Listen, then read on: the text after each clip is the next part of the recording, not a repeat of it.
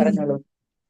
ഹരേ കൃഷ്ണ കൃഷ്ണ കൃഷ്ണ ഹരേ ഹരേ ഹരേ രാമ ഹരേ രാമ രാമ ഹരേ ഹരേ ഹരേ കൃഷ്ണ കൃഷ്ണ കൃഷ്ണ ഹരേ ഹരേ ഹരേ രാമ ഹരേ രാമ രാമ രാമ ഹരേ ഹരേ ഹരേ കൃഷ്ണ കൃഷ്ണ കൃഷ്ണ ഹരേ ഹരേ ഹരേ രാമ ഹരേ രാമ രാമ രാമ ഹരേ ഹരേ ഹരേ കൃഷ്ണ കൃഷ്ണ ഹരേ ഹരേ ഹരേ രാമ ഹരേ രാമ രാമ രാമ ഹരേ കൃഷ്ണ കൃഷ്ണ കൃഷ്ണ ഹരേ ഹരേ കൃഷ്ണ ഹരേ കൃഷ്ണ കൃഷ്ണ കൃഷ്ണ ഹരേ ഹരേ ഹരേ രാമ ഹരേ രാമ രാമ രാമ ഹരേ ഹരേ കൃഷ്ണ ഹരേ കൃഷ്ണ. ഹരേ കൃഷ്ണ കൃഷ്ണ കൃഷ്ണ ഹരേ ഹരേ ഹരേ രാമ രാമ രാമ ഹരേ ഹരേ. കൃഷ്ണ പ്രണാമം എല്ലാവർക്കും. ഹരേ കൃഷ്ണ. കൃഷ്ണ ഹരേ കൃഷ്ണ ഹരേ ഹരേ കൃഷ്ണ. കൃഷ്ണ ഹരേ കൃഷ്ണ പ്രഭുജി. കൃഷ്ണ പ്രഭുജി ഹരേ കൃഷ്ണ. ഹരേ കൃഷ്ണ. ഹരേ കൃഷ്ണ. ഞാൻ പറഞ്ഞത് കേൾക്കുന്നുണ്ടല്ലോ അല്ലേ? ഹരേ കൃഷ്ണ. കൃഷ്ണ കേൾക്കുന്നുണ്ട്. ഹരേ കൃഷ്ണ. ശരി, നമുക്ക് പ്രാർത്ഥനയിലേക്ക് ഇറക്കാം. ഓം നമോ ഭഗവതേ വാസുദേവായ, ഓം നമോ ഭഗവതേ വാസുദേവായ, ഓം നമോ ഭഗവതേ വാസുദേവായ, ഓം നമോ ഭഗവതേ വാസുദേവായ. നാരായണം നമസ്കൃത്യം നരം ചൈവ നരോത്തമം ദേവീം സരസ്വതീം വ്യാസം തതോ ജയമുദിരേത് നഷ്ടപ്രായേഷു ഭദ്രേഷു നിത്യം ഭാഗവത സേവയാ ഭാഗവതേ ഉത്തമ ശ്ലോകേ ഭക്തിർഭവതി നഷ്ടകീ മുഖം കരോതി വാചാലം പങ്കും ലംഘയതേ ഗിരി യത്കൃപതമഹം വന്ദേ പരമാനന്ദമാധവം ശ്രീഗുരുദീനതാരിണം ശ്രീചൈതന്യമീശ്വരം ജ്ഞാനതിമിരാന്തസ്യ ജ്ഞാനാഞ്ജലശലാകയാ യേന തസ്മൈ ശ്രീഗുരുവേ നമഃ. ശ്രീചൈതന്യമനോഭീഷ്ടം സ്ഥാപിതം യേന ഭൂതലേ സ്വയം രൂപകഥാമഹ്യം തദാതി സഭാന്തികം വന്ദേഹം ശ്രീഗുരു ശ്രീയുതപദകമലം ശ്രീഗുരും വൈഷ്ണവാംശ ശ്രീരൂപം സാഗരജാതം സഗണരഘുനാഥാനിധം തം സജീവം സാദൈവം സാവധൂതം പരിജനസഹിതം കൃഷ്ണചൈതന്യദേവം ശ്രീരാധാ കൃഷ്ണപാദാൻ സഹനലളിതാ ശ്രീവിശാഖാനിംശാംശ. ഹേ കൃഷ്ണ കരുണാ സിന്ധോ ബിന്ദോ ജലപദേ ഗോപേശ ഗോപികാ കാന്ത രാധാ കാന്ത നമസ്തുതേ തപ്ത കാഞ്ചന ഗൗരാംഗി രാധേ വൃന്ദാവനേശ്വരി വൃഷഭാനുസുതേ ദേവി പ്രണമാമി ഹരിപ്രിയ കൽപതരൂപേച്ഛ കൃപാ സിന്ധിഭ്യേവ ച പതിനാം പാവനേഭ്യോ വൈഷ്ണവേഭ്യോ നമോ നമോ നമോ വിഷ്ണുപാദായ കൃഷ്ണപ്രേഷ്ഠായ ഭൂതലേ ശ്രീമദേ ഭക്തിവേദാന്ത സ്വാമിനിധി നാമിനേ നമസ്തേ സാരസ്വതദേവേ ഗൗരവാണി പ്രചാരിണേ ശൂന്യവാദി പാശ്ചാത്യദേശധാരിണേ ജയ ശ്രീ കൃഷ്ണ ചൈതന്യ പ്രഭു നിത്യാനന്ദ ശ്രീ അദ്വൈത ഗദാധര ശ്രീവാസാദി ഗൗരഭക്തവൃന്ദ. ഹരേ കൃഷ്ണ കൃഷ്ണ കൃഷ്ണ ഹരേ ഹരേ ഹരേ രാമ രാമ രാമ ഹരേ ഹരേ. ഹരേ കൃഷ്ണ കൃഷ്ണ കൃഷ്ണ ഹരേ ഹരേ ഹരേ രാമ രാമ രാമ ഹരേ ഹരേ. ഹരേ കൃഷ്ണ കൃഷ്ണ കൃഷ്ണ ഹരേ ഹരേ ഹരേ രാമ രാമ രാമ ഹരേ ഹരേ. ഹരേ കൃഷ്ണ പ്രഭാതിക്ക് ജയ ഗുരുദേവ് की जय बोल वैष्णव भक्त की जय. हरे कृष्ण എല്ലാവർക്കും പ്രണാമം. ഹരേ കൃഷ്ണ പ്രഭുജി പ്രണാമം. ഹരേ കൃഷ്ണ പ്രഭുജി. ഹരേ കൃഷ്ണ ഹരേ കൃഷ്ണ. ഇന്ന് ഞായറാഴ്ച ആയതുകൊണ്ടായിരിക്കും അല്ലെ എല്ലാവരും റെസ്റ്റിലായിരിക്കും. ഹരേ കൃഷ്ണ. ഓം നമോ ഭഗവതേ വാസുദേവായ. ഭക്തിരസാമൃത സിന്ധുവിന്റെ ആദ്യത്തെ അധ്യായമാണ് നമ്മള് ഡിസ്കസ് ചെയ്തുകൊണ്ടിരുന്നിരുന്നത്. അതിൽ നമ്മള് പല കാര്യങ്ങൾ മുക്തിനൊക്കെ പറ്റി പറഞ്ഞ്, അതേപോലെ തന്നെ അടിസ്ഥാനം ഭക്തിയുത സേവനത്തിനൊക്കെ പറ്റി അതിൽ 6 കാര്യങ്ങളുണ്ട്. ഭക്തിയുത സേവനം എന്ന് പറയുമ്പോൾ എന്താണെന്ന് നമ്മളോട് പറഞ്ഞു തരാണ്. നമുക്കറിയാം ചൈതന്യ മഹാപ്രഭുവിന്റെ 3 കാര്യങ്ങളിൽ ഒന്നാണ് ഇത് ഭക്തിയുത സേവനം എന്ന് പറയുന്നത്. അപ്പൊ ഭക്തിയുത സേവനത്തിന്റെ എന്താ ഭക്തിയുത സേവനം എന്നൊക്കെ ഉള്ള കാര്യങ്ങള് നമ്മൾ ഇന്നലെ നോക്കി. പിന്നെ പലതരം മുക്തികൾ എന്തൊക്കെയാണെന്ന് പറഞ്ഞു. പിന്നെ ദുഃഖങ്ങൾ എന്താണ് ഈ ഭൗതിക ലോകത്ത് നമ്മൾ ദുഃഖങ്ങളെ അനുഭവിക്കുന്നത്. അത് തന്നെ പാപങ്ങൾ, എന്തുകൊണ്ട് പാപത്തിന്റെ 4 പൊസിഷൻസ് പറഞ്ഞു. ഒറ്റയടിക്ക് നമുക്ക് പാപത്തിന്റെ പുണ്യത്തിന്റെ ഗുണം കിട്ടൂല. അതിന്റെ സമയമാകുമ്പോഴാണ് അത് കിട്ടുക. അതും ചെറുതും വലുതാണെങ്കിൽ ചെറുതും വലുതായിട്ടുള്ള കിട്ടും, പിന്നെ നാമജപത്തിന്റെ ഇമ്പോർട്ടൻസ് നമ്മൾ പറഞ്ഞ്, കാരണം അതെന്ന് പറഞ്ഞാൽ എല്ലാ പാപകർമ്മങ്ങളെയും ഭസ്മീകരിക്കാനുള്ള ശക്തി നാമജപത്തിനുണ്ട്. അതാണ് ഭഗവാൻ മുകുന്ദൻ എന്ന് പറഞ്ഞത്. അത് തന്നെ, ഭഗവാന് മാത്രമേ നമ്മളെ ഈ ബന്ധന ലോകത്തിൽ നിന്ന് രക്ഷിക്കാൻ കഴിയൂ എന്നൊക്കെയാണ് നമ്മൾ ഇന്നലെ പറഞ്ഞുകൊണ്ടിരുന്നത്. പിന്നെ അത് മാത്രമല്ല, നാമം ജപിച്ചുകൊണ്ടിരിക്കുമ്പോൾ നമുക്ക് നമ്മളെ പാപകർമ്മങ്ങളിലെ വിത്തിനെ മുരടിപ്പിക്കാനുള്ള ശക്തിയും നാമത്തിനുണ്ടെന്ന് പറയുന്നുണ്ട്. ഹരേ കൃഷ്ണ. പിന്നെ നമ്മൾ ചെയ്യേണ്ട കർമ്മങ്ങൾ ബഹിരംഗ ശക്തിയെ പറ്റി പറഞ്ഞിരുന്നല്ലോ. എന്താ ബഹിരംഗ ശക്തി? ബഹിരംഗ ശക്തി, അതേപോലെ തന്നെ തടസ്സ ശക്തി, അത് നമ്മൾ അറിയാവുന്നതല്ലേ. ബഹിരംഗ ശക്തി, തടസ്സ ശക്തി, പിന്നെ അടുത്തെന്താണ് ബഹിരംഗം പുറത്തുള്ളത്, അന്തരംഗ ശക്തി അകത്തുള്ളത്, പിന്നെ തടസ്സ ശക്തി അതെന്ന് വെച്ചാൽ ജീവാത്മാവ്, ജീവാത്മാക്കൾ. 3 തരം ശക്തിയാണ് ഭഗവാന്റെ ഫസ്റ്റ് ക്ലാസിഫിക്കേഷൻ. കുറെ കാര്യങ്ങളുണ്ട്. ജനറൽ ആയിട്ട് നമ്മൾ പറയുമ്പോൾ നമുക്കറിയില്ലേ, സയൻസ് മാത്സ് എന്നൊക്കെ പറയുന്ന പോലെ തന്നെ ജനറൽ ആയിട്ട് ഡിവൈഡ് ചെയ്യുമ്പോൾ 3 ശക്തികളായിട്ട് പറയുന്നുണ്ട്. അതിലൊരു ശക്തിയാണ് നമ്മൾ തന്നെ, ജീവാത്മാക്കൾ തന്നെയാണ്. കാരണം എന്താണ് പിന്നെ ഇതിൽ പറയണമെന്ന് വെച്ച് കഴിഞ്ഞാല്, നമ്മളെ നാമത്തിന്റെ പ്രത്യേകത നമുക്ക് മാത്രമല്ല, നമ്മളെ ചുറ്റുപാടുള്ള ഈവൻ വൃക്ഷലതാദികളും മൃഗങ്ങൾക്കൊക്കെ ആനന്ദം നൽകുന്ന പറഞ്ഞു. കാരണം നമ്മൾക്ക് അവർക്ക് തന്നെ, കാരണം ഇതൊരു അതീന്ദ്രിയ ശബ്ദമാണ്. നമ്മൾ ഉദ്ദേശിക്കുന്ന ശബ്ദമല്ല ഇത്. ഇത് മന്ത്രമാണ് അല്ലെ. മന്ത്രത്തിന്റെ പ്രത്യേകതയുണ്ട്. അപ്പൊ ഒരു അതീന്ദ്രിയ ശബ്ദമാണ്. നമുക്കത് അറിയില്ല എന്ന് മാത്രമേ ഉള്ളൂ. കാരണം ആ ശക്തി അതിനുണ്ട്, അത് പറഞ്ഞത്. അപ്പൊ അതിന് ചൈതന്യ മഹാപ്രഭുവിന്റെ കാര്യങ്ങൾ പറഞ്ഞ അദ്ദേഹം വനാന്തരത്തിൽ പോകുമ്പോൾ കടുവ ഇതൊക്കെ നൃത്തം വെക്കുക എന്ന് പറഞ്ഞു കഴിഞ്ഞാൽ അത്രയും ആ ശക്തി അതിനുണ്ട് എന്ന് പറയാണ്. കടുവ, ആന, മാൻ ഇതൊക്കെ. പിന്നെ നമ്മുടെ ഭൗതിക ലോകത്തിലെ സുഖങ്ങൾ, ഭൗതിക ലോകത്തിൽ നിന്നല്ല, സാധാരണ രീതിയിൽ 3 തരം സുഖങ്ങളാണെന്ന് പറഞ്ഞത്. അതിൽ നമുക്ക് കിട്ടുന്നത് ഭൗതിക ആനന്ദം, അതന്നെ ഭൗതിക ലോകത്തിൽ നിന്ന് കിട്ടുന്ന സുഖം, പിന്നെ ബ്രഹ്മമായിട്ട് ഐക്യമാക്കുമ്പോൾ കിട്ടുന്ന സുഖം, കൃഷ്ണാവബോധത്തിൽ നിന്ന് കിട്ടുന്ന സുഖം. അങ്ങനെ 3 തരം സുഖങ്ങൾ ഉണ്ടെന്ന് പറയുന്നുണ്ട്. പിന്നെ അതേപോലെ തന്നെ ശിവൻ, പരമശിവൻ തന്ത്രശാസ്ത്രത്തിൽ പറയുന്നതും ഇത് തന്നെയാണ്. കാരണം ഭഗവാനെ പരിപൂർണമായിട്ട് ആശ്രയിക്കാം, ആ വ്യക്തിക്ക് തീർച്ചയായിട്ടും എന്താണ് പരമാനന്ദം ലഭിക്കും എന്ന് പറയണം. പിന്നെ 3 തരം എന്ന് പറഞ്ഞ 2 തരം ഭഗവാൻ ആരാധിക്കുന്നവരുണ്ട്. ഒന്ന് വൈഷ്ണവര്, ഒന്ന് നിർവിക്തവാദികൾ അല്ലെങ്കിൽ മായാവാദികൾ എന്ന് പറയും. മായാവാദികൾ അല്ലെങ്കിൽ നിർവിക്തവാദികൾ എന്ന് പറയുമ്പോൾ അവര് താഴത്തേക്ക് വീഴാനുള്ള സാധ്യതയുണ്ട്. ആ പരമാനന്ദം അവർക്ക് ലഭിക്കാത്തത് കാരണം കൊണ്ട് ചിലപ്പോൾ താഴത്തേക്ക് വീണ്ടും വീണെന്ന് വരാം. പക്ഷെ എന്താണ്, ഒരിക്കലും ഒരു ഭക്തൻ വീഴില്ല. കാരണം ആനന്ദം ലഭിച്ചത് കാരണം കൊണ്ട് ഒരിക്കലും താഴത്തേക്ക് വീണ്ടും വീഴാനുള്ള സാധ്യത വളരെ കുറവാണ്. കാരണം എന്ന് വെച്ച് കഴിഞ്ഞാൽ ഭഗവാൻ അത്ര ആകർഷണമാണ് ഭഗവാൻ. അപ്പൊ ഭഗവാൻ അത്രയും ആകർഷണമാണ്, എല്ലാവരെയും ആകർഷിക്കും. അപ്പൊ ഒരിക്കലും വീഴാനുള്ള സാധ്യത ഇല്ല എന്ന് തന്നെ പറയാം. ഹരേ കൃഷ്ണ. ഇനി നമുക്ക് അടുത്ത സെക്ഷൻ നമ്മൾ തുടങ്ങിയിട്ടുണ്ടായിരുന്നുള്ളൂ. അതായത് നമ്മൾ യോഗികൾ, നമ്മൾ 3 സെക്ഷനായിട്ട് നമുക്ക് ജനറൽ ആയിട്ട് തിരിക്കാം അല്ലെ. മുക്തി തേടാൻ ആഗ്രഹിക്കുന്നു. 3-4 തരമുണ്ട്.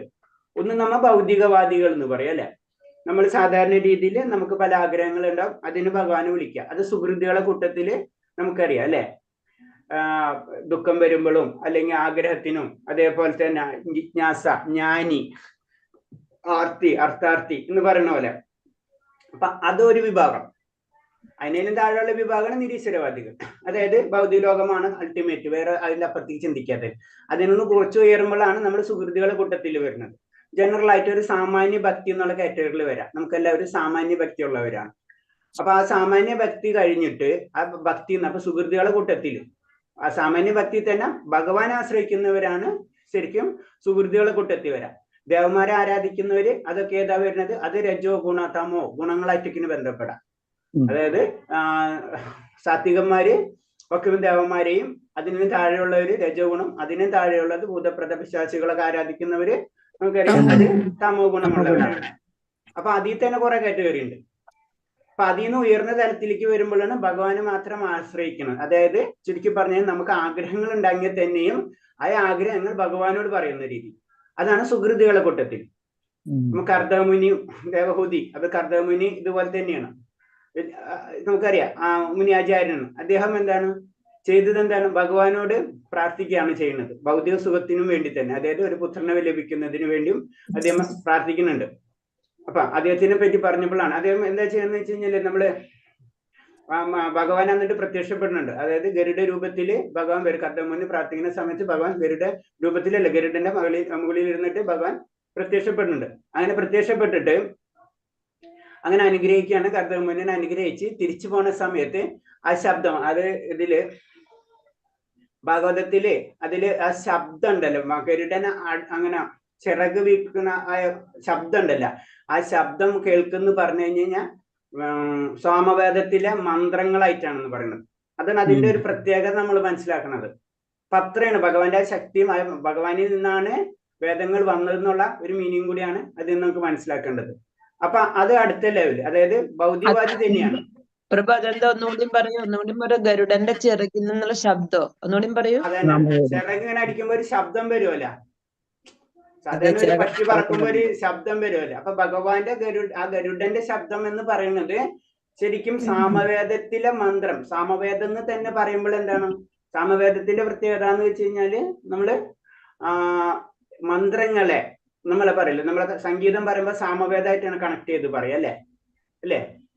അപ്പൊ സാമവേദത്തിൽ എന്ന് പറഞ്ഞ മന്ത്ര ഉച്ചാരണം നമുക്ക് മാധുര്യമായിട്ടുള്ള രീതിയിൽ പറയുന്നതാണ് സാമവേദത്തിലെ പല മന്ത്രങ്ങളും.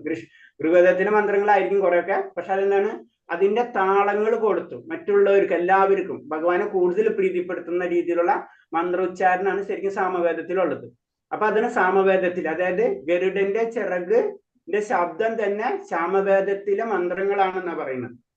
അപ്പൊ അത് ശരിക്കും കർദമുനി അത് റിയലൈസേഷൻ ചെയ്യുന്നുണ്ട്, അതങ്ങനെ അതിൽ പറഞ്ഞു വരുന്നുണ്ട്. അപ്പൊ അത് പറഞ്ഞെന്ന് വെച്ചാൽ അപ്പോഴും അതും ഭൗതിക തലത്തിൽ തന്നെയാണ് ആ വ്യക്തി നിൽക്കുന്നത് അല്ലെ. ആഗ്രഹമാണ് ഭക്തന് ഭഗവാനോട്, ആ ആഗ്രഹം ഭഗവാനോട് തുറന്നു പറയണം. അതാണ് നമ്മൾക്ക് വല്ല ആഗ്രഹം ഉണ്ടെങ്കിൽ ഭഗവാനോട് പറയാം എന്ന് പറയുന്നത്. ചുരുക്കി പറഞ്ഞു കഴിഞ്ഞാല് നമുക്ക് ആഗ്രഹങ്ങളോ ദുഃഖങ്ങളോ ഒക്കെ ഉണ്ടെങ്കിലും അപ്പോഴും നമ്മൾ സുഹൃത്തുക്കളുടെ കൂട്ടത്തിലാണ്, ഭൗതിക ലെവലിൽ തന്നെയാണ് നമ്മൾ നിൽക്കുന്നത്. അടുത്ത ഘട്ടമാണ് പ്യുവർ ഭക്തൻ എന്നുള്ള അവസ്ഥയിലേക്ക് നമ്മൾ കടക്കുന്നത്. അപ്പൊ ഭക്തൻ എന്ന് പറയുമ്പോൾ തന്നെ അതിന്റെ താഴെയുള്ള കാറ്റഗറിയിൽ വരുന്നതാണ് ഈ മുക്തിയും സിദ്ധിയൊക്കെ. ഭക്തൻ തന്നെയാണ്, പക്ഷെ എന്താണ് ആ ഭക്തന്റെ ആഗ്രഹം. ഇപ്പൊ സുഹൃത്തുക്കൾ എന്ന് പറഞ്ഞത് ഭക്തൻ തന്നെയാണ് അല്ലെ, ഭഗവാനെ ആശ്രയിക്കുന്നവരാണ്. അപ്പൊ അതിനേലും കുറച്ചും കൂടെ ഉയർന്ന തലത്തിലേക്ക് വരുമ്പോഴാണ് മുക്തി ആഗ്രഹിക്കുന്നവർ. നമ്മൾ 5 തരം മുക്തികളെ പറ്റി നമ്മൾ ഇന്നലെ പറഞ്ഞു അല്ലെ. അതായത് ഭഗവാന്റെ ലോകത്തിൽ കിടക്കുക, ഭഗവാന്റെ രൂപത്തിലാകുക, ഭഗവാന്റെ സേവനങ്ങൾ ചെയ്യുക, ഭഗവാനെ പോലുള്ള ഐശ്വര്യങ്ങൾ നേടുക, ഇതൊക്കെ മുക്തി തലത്തിലുള്ളവരാണ്. സായുജ്യ മുക്തി, സാരൂപമുക്തി, സാലൂക്യം, സായുജ്യം, ശ്രാഷ്ട്യം, അങ്ങനെ 5 തരം മുക്തികളെ പറ്റി പറയുന്നുണ്ട്. പിന്നെ ഇതിൽ തന്നെ ഇത് മുക്തി ഇഷ്ടപ്പെടുന്നവർ, ചിലർ സിദ്ധി ഇഷ്ടപ്പെടുന്നവരുണ്ടാവും, അതൊരു കാറ്റഗറി. അങ്ങനെ 8 തരം സിദ്ധികൾ ഉണ്ടെന്നാ പറയുന്നത്. 8 തരം സിദ്ധികളെ പറ്റി നമ്മൾ പറയാൻ പോണത്. 8 തരം സിദ്ധികളുണ്ട്. അതും കഴിഞ്ഞിട്ടുള്ള ഈ സിദ്ധിനേലൊക്കെ അപ്പുറത്താണ് ശരിക്കും എന്താണ് അടുത്ത ഭാവമായിട്ടുള്ള ഭക്തൻ, പരിശുദ്ധ ഭക്തൻ, പിന്നെ പരിശുദ്ധ ഭക്തൻ, പിന്നെ എന്താ പ്രേമഭക്തി. അങ്ങനെയാണ് മുകളിലേക്ക് പോണത്. അപ്പൊ ഇതില് 8, ഇതിന്റെ ഇടയിലുള്ള കാറ്റഗറി വരുന്നതാണ് നമ്മൾ സ്വർഗ്ഗലോകത്തിലേക്കൊക്കെ പോകാൻ ഇഷ്ടപ്പെടുന്ന ഒരു സ്വർഗ്ഗലോകത്തിലൊക്കെ പോവാം. അതൊക്കെ ഇതിന്റെ താഴ്ന്ന തലാണ്. അതായത് സുഹൃത്തുക്കളുടെ കൂട്ടത്തില് സ്വർഗ്ഗലോകം കിട്ടാൻ ആഗ്രഹിക്കുന്നവര്, അതായത് അത് തരത്തിൽ ശരിക്കും പറഞ്ഞ സുഹൃത്തിനേലും നമുക്ക് വേണമെന്ന് വെച്ച് കഴിഞ്ഞാൽ അതിനേലും താഴെ കാറ്റഗറി ആയിട്ട് കൂട്ടാം. കാരണം ദേവന്മാരെ ആരാധിക്കുന്നവർ എന്താ പറയുന്നത്, ദേവന്മാരെ ലോകത്ത് പോകുന്നല്ലേ പറയുന്നത്. അതായത് സ്വർഗ്ഗലോകത്തിലേക്ക് പോവാം. അത് കഴിഞ്ഞിട്ട് എന്താ അവിടെ ആയ സ്വർഗ്ഗലോകത്തില് നമ്മൾ ചെയ്ത പുണ്യങ്ങൾ തീരുമ്പോ പുണ്യം താഴത്തേക്ക് പോയി. ഇങ്ങനെയാണ് അതിന്റെ ഭക്തിയുടെ പല തലങ്ങളുണ്ട്. നമ്മൾ ജനറൽ ആയിട്ട് ഭക്തൻ എന്ന് പറയുമ്പോ നമ്മളെല്ലാവരും ക്ഷേത്രത്തിൽ പോയി കുറച്ച് ഭഗവാനൊക്കെ പ്രാർത്ഥിച്ച് 2 വഴിപാടുകളൊക്കെ ചെയ്ത് കഴിഞ്ഞാൽ നമ്മൾ വലിയ ഭക്തനായി എന്നുള്ളൊരു ചിന്താഗതി സാധാരണ ജനറൽ ആയിട്ടുള്ളത്. പക്ഷെ ഇതല്ല, ഇതിൽ കുറെ തലങ്ങളുണ്ട്. അതിന് അൾട്ടിമേറ്റ് ഏറ്റവും ലാസ്റ്റ് തലമാണ് പ്രേമഭക്തന്റെ അവസ്ഥ. ഭഗവാന് സ്നേഹം മാത്രം കൊടുക്കുക, വേറൊന്നും പ്രതീക്ഷിക്കാത്ത ആ അവസ്ഥയാണ് പരിപൂർണ പരമാനന്ദം എന്ന് പറയുന്ന അവസ്ഥ. അതാണ് ഒരു ജീവാത്മാവിന്റെ കടമ എന്ന് പറയുന്നത്. ഹരേ കൃഷ്ണ. അപ്പൊ ഇതാണ് ജനറൽ ആയിട്ട്. അപ്പൊ നമ്മള് സിദ്ധികളെ പറ്റി പറയുമ്പോള് അപ്പൊ നമ്മള് സിദ്ധന്മാരെ കണ്ടു കഴിഞ്ഞാൽ അവര് ഭഗവാനെ നമ്മൾ ചിന്തിക്കും. പക്ഷെ അവര് ഭഗവാനല്ല, അവർക്ക് അങ്ങനെ ഒരു സിദ്ധി അവർക്ക് കിട്ടിയെന്ന് മാത്രമേ ഉള്ളൂ. ഈ അതീന്ദ്ര ലെവലിലേക്ക് കടക്കുമ്പോ പല സിദ്ധികളും നമുക്ക് ലഭിക്കും. അപ്പൊ അതിനുള്ള ശാസ്ത്രങ്ങളുണ്ട്. ആ ശാസ്ത്രങ്ങൾ അനുസരിച്ച് നമ്മൾ പരിശീലിച്ചു കഴിഞ്ഞാൽ ഇപ്പൊ യോഗ അല്ലെ, അഷ്ടാംഗ യോഗ ചെയ്യുന്നത്, അങ്ങനെ പലതരം ശാസ്ത്രങ്ങളുണ്ട്. സിദ്ധി കിട്ടാൻ വേണ്ടിയിട്ടുള്ള ശാസ്ത്രങ്ങളുണ്ട്. അത് പരിശീലിച്ചാൽ നമുക്ക് സിദ്ധികൾ കിട്ടും. പക്ഷെ അതൊരു ഭക്തി ആവണമെന്നില്ല. അപ്പൊ ഇതിൽ 8 തരം സിദ്ധികളെ പറ്റി പറയുന്നുണ്ട്. അതിലൊരു സിദ്ധിയാണ് അണിമ. അണിമ എന്ന് പറഞ്ഞു കഴിഞ്ഞാൽ ശരീരം എത്ര ചെറുതാക്കാനും അണുവിനെ പോലും ചുരുക്കാനുള്ള കഴിവ്. നമ്മുടെ ശരീരത്തെ വളരെ ചെറുതാക്കാൻ പറ്റുന്ന പറയുന്നത്. അണുവിനേക്കാളും ചുരുക്കാൻ, അത് ഏറ്റവും ചെറുതായിട്ട് നമുക്ക് നമ്മുടെ ശരീരം മാറ്റാൻ കഴിയും. അടുത്തത് മഹിമ. മഹിമ എന്ന് പറഞ്ഞത് ശരീരം എത്ര വലുതാക്കാൻ വികസിപ്പിക്കാനുള്ള കഴിവ്. എത്ര ആയിട്ട് വേണമെങ്കിലും നമുക്ക് വലുതാക്കാൻ പറ്റും, വികസിപ്പിക്കാൻ പറ്റും. അതിന്റെ കഴിവാണ് മഹിമ എന്ന് പറയുന്നത്. പിന്നെ പറയുന്നതാണ് ഗരിമ. ഗരിമ എന്ന് പറഞ്ഞ ശരീരം അമിതമായ ഭാരമുള്ളതാക്കാനുള്ള കഴിവ്. നമ്മളെ ശരീരത്തെ ആര് പിടിച്ചു പൊക്കിയാലോ പൊന്തൂല, അത്തരം ഭാരമുള്ളതാക്കി വെക്കും. നമുക്ക് രാമായണം, മഹാഭാരതം കഥകളിലൊക്കെ ഇങ്ങനത്തെ സിദ്ധി കിട്ടിയവരെ ഒക്കെ കാണാം. ഇപ്പൊ ഇവൻ ഹനുമാൻ സ്വാമി തന്നെ, ഹനുമാൻ സ്വാമിക്ക് പല സിദ്ധികളും ഉണ്ട്, പ്ലസ് ഭഗവാന് ഭക്തിയുണ്ട്. മനസ്സിലായ? അപ്പൊ ഭക്തന്മാർക്ക് സിദ്ധി ഉണ്ടാവും. ജനറൽ ആയിട്ട് പറഞ്ഞു കഴിഞ്ഞാൽ സിദ്ധന്മാര് ഭക്തരാവണമെന്നില്ല. അതിനുദാഹരണം നമുക്ക് അസുരന്മാരെ പല കാറ്റഗറി നോക്കിയാൽ അറിയാം. അവർക്ക് പല സിദ്ധികളും കാര്യങ്ങളൊക്കെ ഉണ്ട്, പക്ഷെ അവർ ഭക്തരല്ല. അപ്പൊ ഭക്തന്മാരെപ്പോഴും സിദ്ധരായിരിക്കും. സിദ്ധന്മാരെല്ലാവരും ഭക്തരാവണമില്ല. അടുത്ത ഗരിമ, ശരീരം അമിതമായി ഭാരമുള്ളതാക്കാനുള്ള കഴിവ്. പിന്നെ ലഘിമ, ശരീരം ഭാരമില്ലാതാക്കാനുള്ള കഴിവ്. വായുവിനേക്കാൾ ഭാരം കുറയ്ക്കാനും പറക്കാനും സാധിക്കും. ലഘിമ, അവർക്ക് എന്താണ്? ശരീരം ഭാരമില്ലാതാക്കാനുള്ള കഴിവുണ്ട്. അവർക്ക് വായുവിനേക്കാൾ ഭാരം കുറയ്ക്കാനും പറക്കാനും സാധിക്കും അവർക്ക്. പിന്നെ അടുത്ത് ഇതെന്ന് പറഞ്ഞത് പ്രാപ്തി. പ്രാപ്തി എന്ന് പറഞ്ഞു കഴിഞ്ഞാൽ ഒരിടത്തിരുന്ന് ലോകത്തെവിടെയും ഇഷ്ടമുള്ളത് എന്ത് നേടാനുള്ള കഴിവ്. നമ്മൾ ഒരു സ്ഥലത്ത് ഇരുന്നിട്ട് വേറെ സ്ഥലത്തെ കാര്യങ്ങൾ നേടിയെടുക്കാൻ പറ്റും നമ്മൾ. അങ്ങനത്തെ ഉള്ള കഴിവ്, അതായത് പ്രാപ്തി. ഒരിടത്തിരുന്ന് ലോകത്തെവിടെയും ഇഷ്ടമുള്ളത് എന്തും നേടാനുള്ള കഴിവ്. ലോകത്തുള്ള എല്ലാ കാര്യങ്ങളും നമുക്ക് ഇവിടെ നിന്ന് നമുക്ക് ലഭിക്കും. അതിനുള്ള കഴിവിനെയാണ് പ്രാപ്തി എന്ന് പറയുന്നത്. പിന്നെ പ്രാഗമ്യം, എന്തും ആഗ്രഹിക്കാനും അത് പ്രാപിക്കാനുമുള്ള കഴിവ്. ആയുസ് വർദ്ധിപ്പിക്കാനും ജലത്തിൽ ജീവിക്കാനും ശരീരത്തിനുള്ളിൽ പ്രവേശിക്കാനുള്ള കഴിവ്. പ്രാഗമ്യം, അതായത് നമ്മൾ എന്താഗ്രഹിച്ചാൽ അത് നമുക്ക് കിട്ടും. പിന്നെ നമ്മുടെ ആയുസ് വർദ്ധിപ്പിക്കാൻ പറ്റും. പിന്നെ ജലത്തിൽ ജീവിക്കാനും അന്യ ശരീരത്തിലൊക്കെ പ്രവേശിക്കാനുള്ള കഴിവ്. അതിനാണ് പറഞ്ഞ പ്രാഗമ്യം എന്ന് പറയുന്നത്. പിന്നെ ഈശിതം എന്ന് പറഞ്ഞ സിദ്ധികൾ എന്ന് പറഞ്ഞത് പ്രകൃതി ശക്തികളുടെയും മൂലകങ്ങളെയും നിയന്ത്രിക്കാനുള്ള കഴിവ്. എല്ലാത്തിനുമുള്ളും ആധിപത്യം നേടാനുള്ള കഴിവ്. മഴ പെയ്യാൻ പറഞ്ഞ മഴ പെയ്യും. പ്രകൃതി ശക്തികളെയും മൂലകങ്ങളെയും നിയന്ത്രിക്കാനുള്ള കഴിവ്. എല്ലാത്തിനും മേലും ആധിപത്യം നേടാൻ സാധിക്കും. പിന്നെ അടുത്തത് വശ്യതം, മറ്റുള്ളവരുടെയും അവരുടെ മനസ്സിനെയും നിയന്ത്രിക്കാനുള്ള കഴിവ്.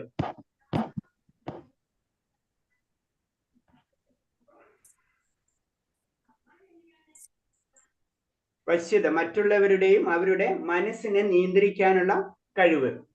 ഇങ്ങനെ 8 സിദ്ധികൾ ഉണ്ടെന്നാ പറയുന്നത്. ഈ സിദ്ധികൾ നമ്മൾ സിദ്ധർ എന്ന് പറയുമ്പോ ഈ ലെവലിലുള്ളവരാണ്. നമ്മളിപ്പോ ഏഴാമത്തെ ഒന്നുകൂടെ പറയുന്നത്. സ്ലൈഡ് മാറില്ലേ പ്രഭുജി? സ്ലൈഡിലുണ്ട്. ഓക്കെ, സ്ലൈഡ് ഒന്ന് മാറ്റി കഴിഞ്ഞാലേ പിന്നെ കേൾക്കുമ്പോഴാണെങ്കിലും എഴുതിയെടുക്കാൻ പറ്റുമായിരുന്നു. എഴുതിയെടുക്കാൻ നിൽക്കണ്ട. ഇപ്പൊ എഴുതിയെടുത്തു കഴിഞ്ഞാൽ ബുദ്ധിമുട്ടെന്ന് വെച്ച് കഴിഞ്ഞാൽ നമുക്ക് മുഴുവൻ എഴുതാൻ പറ്റൂല. അപ്പൊ നമ്മൾ ഇപ്പോഴല്ല, ഒന്നും കൂടെ കേൾക്കുമ്പോ നമുക്ക് പതുക്കെ എഴുതിയെടുക്കാം. ഓക്കെ ഹരികൃഷ്ണ, ഞാൻ സ്ലൈഡ് മാറ്റാം. അത് ശരിയാ പറഞ്ഞു ഹരികൃഷ്ണ. അപ്പൊ ഇതിൽ പറയുന്നത് ഞാൻ ഒന്നും കൂടെ റിപ്പീറ്റ് ചെയ്യാം, ജസ്റ്റ് പോയിന്റ്സുകൾ പറഞ്ഞു. അപ്പൊ 8 സിദ്ധികൾ ഉണ്ടെന്ന് പറഞ്ഞു അല്ലെ. അപ്പൊ അതിലോ അണിമ എന്ന് പറയുമ്പോൾ എന്താണ്? ഇത് കുറച്ച് ഇമ്പോർട്ടന്റ് ആണ്. അപ്പൊ ഞാൻ ഒന്നുകൂടെ റിപ്പീറ്റ് ചെയ്യാം. അണിമ എന്ന് പറയുമ്പോൾ എന്താണ്? അത് ശരീരം എത്ര ചെറുതാക്കാനും അണുവിനെ പോലെ ചുരുക്കാനുള്ള കഴിവ്. അതായത് ഒരു കല്ലിന്റെ ഉള്ളിൽ പോലും കടക്കാൻ പറ്റുന്നു നമുക്ക്.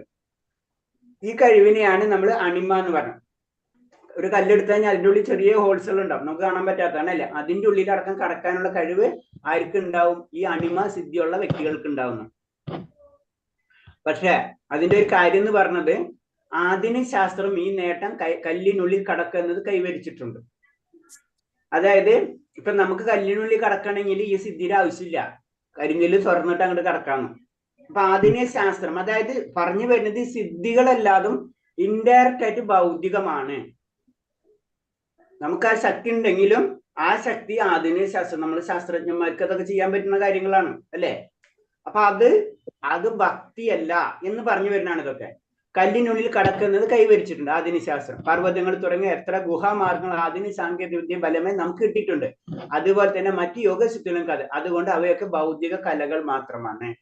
അതായത് ഇത് ആത്മീയമായിട്ട് ആയ ശക്തി പിടിച്ചെടുത്തു, ഇത് ഭൗതികമായിട്ട് സയൻസ് പരമായിട്ട് നമ്മൾ അത് ചെയ്യുന്നത് മാത്രമേ. അപ്പൊ ബേസിക് ആയിട്ട് നമ്മളെ ടൈം വേസ്റ്റ് ആവണമെന്ന് പറഞ്ഞു. സിദ്ധിക്ക് വേണ്ടി നമ്മളെ സമയം വേസ്റ്റ് ചെയ്യേണ്ട ആവശ്യമില്ല. നമ്മുടെ ലക്ഷ്യം ഭക്തിയാണ്. സിദ്ധി തെറ്റുന്നല്ല, സിദ്ധി ചെയ്തവര്, സിദ്ധി കിട്ടിയവര്, അത് ആധുനിക മനുഷ്യരും അത് ചെയ്യുന്നുണ്ട്. അതെന്ന് പറഞ്ഞ കല്ലിന്റെ ഉള്ളിൽ കടക്കണം എന്ന് പറഞ്ഞു കഴിഞ്ഞാൽ കല്ല് തുറന്നാൽ മതി, അപ്പൊ കല്ലിന്റെ ഉള്ളിൽ കടന്നു. അതാണ് പറയുന്നത്. അതേപോലെ തന്നെ യൗകിക പൂർണ്ണതയും ഭൗതിക പൂർണ്ണതയും തമ്മിൽ ഒരു വ്യത്യാസമില്ലെന്ന് വ്യക്തം. യൗകിക പൂർണ്ണത വിശേഷിക്കുന്നതൊക്കെ ആധുനിക ശാസ്ത്രജ്ഞൻ നേടിക്കഴിഞ്ഞത് തനിക്ക് അതിലൊന്നും വലിയ താല്പര്യമില്ലെന്ന് ഒരു ജർമ്മൻ പണ്ഡിതൻ ഒരിക്കൽ പറഞ്ഞത് ഇത്രേ ഉള്ളൂ. ഇങ്ങനത്തെ പല സിദ്ധികൾ, 8 സിദ്ധികൾ ഉണ്ടല്ലേ, ഈ 8 സിദ്ധികൾ നമുക്ക് എന്താണ് ഭൗതികമായിട്ട് ചെയ്യാൻ പറ്റാവുന്നതാണ്. പറക്കാൻ കഴിവുണ്ട്, ശരിക്കും പ്ലെയിനിൽ കയറി പറന്നു പോയ പോരാ അല്ലെ, ശരിക്കും പറഞ്ഞു കഴിഞ്ഞാൽ അല്ലെ. അങ്ങനെ ഇതൊക്കെ എന്താണ് ഭൗതികമായിട്ടുള്ള കാര്യങ്ങൾ തന്നെയാണ്. അപ്പൊ സിദ്ധി നേടി എന്ന് വെച്ച് കഴിഞ്ഞാലും ആ വ്യക്തി ഭക്തനായിക്കൊള്ളണമെന്നില്ല എന്നാ പറയുന്നത്. അവരത്രയും ബുദ്ധിമുട്ടി വേണം അത് സ്വായത്താക്കാൻ തന്നെ. ഭൗതികമായ ശാസ്ത്രജ്ഞന്മാർക്ക് ഇനിയും അപ്രാപ്യമായ ചില സവിശേഷ പ്രക്രിയ യോഗ സമയം ഉണ്ടെന്ന് കാര്യം തീർച്ച. പറഞ്ഞ ഭൗതിക ലോകത്തില് ചെയ്യാൻ പറ്റാത്ത കാര്യങ്ങളും ഇപ്പോഴും എന്റെ സിദ്ധികളിലുണ്ട്. പല സിദ്ധികളും ഇപ്പൊ പറഞ്ഞു വിചാരിച്ച സ്ഥലത്ത് ഇപ്പൊ മറ്റുള്ളവരുടെ മനസ്സിനെ നിയന്ത്രിക്കാം കഴിവ്, ഇതൊക്കെ ഇപ്പോഴും സയൻസ് മുഴുവനായിട്ട് എത്തിയിട്ടില്ല. അത് ചിലപ്പോൾ എത്തായിരിക്കും. ഇതൊക്കെ സിദ്ധികളെ കൂട്ടത്തിലാണ് പെടുന്നത്. അതിനൊരു ഉദാഹരണം പറയാണ്, യോഗിക്കുള്ള കഴിവിനെ പറ്റി പറയാണ്. സൂര്യരശ്മി ഉപയോഗിച്ച് സൂര്യമണ്ഡലത്തിൽ എത്താൻ യോഗി കഴിയും. ഈ സിദ്ധിയാണ് ലഘിമ എന്ന് പറയുന്നത്. അത് ഭാരമില്ലാത്ത അവസ്ഥ. ഇപ്പൊ ഒരു യോഗിക്ക് സൂര്യരശ്മി ഉപയോഗിച്ചിട്ട് സൂര്യമണ്ഡലത്തിൽ കടക്കാം. അങ്ങനത്തെ കുറെ സിദ്ധികൾ ഉണ്ട്. ഇപ്പൊ നമ്മൾ 8 സിദ്ധികളിൽ പറയുമ്പോൾ പല സിദ്ധികളെ പറ്റി ഒന്ന് ഡീറ്റെയിൽ ആയിട്ട് പറഞ്ഞു പോണാണ്. നമ്മൾ സിദ്ധികളൊന്ന് ശ്രദ്ധിക്കുക. അണിമ, മഹിമ, ഗരിമ, ലഘിമ, പ്രാപ്തി, പ്രാക്യമ്യം, ഈശിതം, വശ്യതം, ഹരേഷ്ണം. അപ്പൊ ഇത് പറയുന്നത് ഏതാണ്? ഇപ്പൊ പറഞ്ഞത് നമ്മൾ ലഘിമ അല്ലെ. ലഘിമ എന്ന് പറഞ്ഞു കഴിഞ്ഞാൽ ശരീരം അമിതമായ ഭാരമുള്ളാക്കാനുള്ള കഴിവ്. ഇതിൽ ചെറിയ ചെറിയ വ്യത്യാസങ്ങൾ ഉണ്ട് കേട്ടോ. ഇതാണ് കറക്റ്റ് ലഘിമ.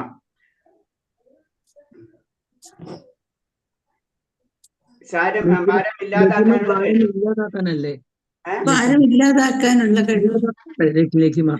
അതെ, ഭാരമില്ലാതാക്കാനുള്ള കഴിവാണ് ലഘിമ. ഭാരമില്ലാതാക്കാനുള്ള കഴിവാണ് ലഘിമ എന്ന് പറയുമ്പോ. അപ്പൊ എന്താണ്? അതാണ് സൂര്യരശ്മി ഉപയോഗിച്ച് സൂര്യമണ്ഡലത്തിലേക്കൊക്കെ കടക്കാൻ കഴിയുന്നത്. പിന്നെ അതുപോലെ തന്നെ പറക്കാൻ പറ്റും അല്ലെ. അതിന് ശൂന്യയാത്രക്കാർ ശൂന്യപേടകത്തിൽ യാത്ര ചെയ്ത് ചന്ദ്രനിൽ എത്തുമെങ്കിൽ അവർ ഏറെ കഷ്ടപ്പെടേണ്ടി വരുന്നു. അതേസമയം യൗകിക പൂർണ്ണതയുള്ളവർ കൈ നീട്ടി വിരൽ കൊണ്ട് ചന്ദ്രനെ പ്രാപിക്കുന്നു. ഈ സിദ്ധിക്ക് പ്രാപ്തി. അപ്പൊ പ്രാപ്തി എന്ന് പറഞ്ഞാൽ എന്താണ്? ഒരിടത്ത് നിന്ന് നമുക്ക് ലോകത്തിൽ എവിടെയും എത്താൻ പറ്റും കഴിയും. നമുക്ക് ഇവിടെ നിന്നിട്ട് ചന്ദ്രനിൽ പോകാൻ പറ്റും 1 സെക്കൻഡ് കൊണ്ട്, മനസ്സിലായി? അല്ലെങ്കിൽ വിരലിൽ കൈയൊന്ന് നീട്ടിക്കഴിഞ്ഞാല് ചന്ദ്രനെ തൊടാൻ പറ്റും നമുക്ക്. പക്ഷെ ആധുനിക ശാസ്ത്രന്മാർ ആ ലെവലിലേക്ക് എത്തിയിട്ടില്ല. അവർക്ക് വളരെ ബുദ്ധിമുട്ടുണ്ട്. അപ്പൊ സിദ്ധികൾ പാർഷ്യലി ഭൗതികമാണ്, എന്നാൽ മുഴുവനും ആധുനിക ശാസ്ത്രം അതിലേക്ക് എത്തിയിട്ടുമില്ല. പക്ഷെ എന്താണ് സിദ്ധികൾ എന്ന് പറയുമ്പോൾ അത് ഭൗതികതയാണ്, അതൊരിക്കലും ആത്മീയത ആയിട്ടില്ല എന്നാണ് പറഞ്ഞു വരുന്നത്. അത് ഭക്തിയല്ല.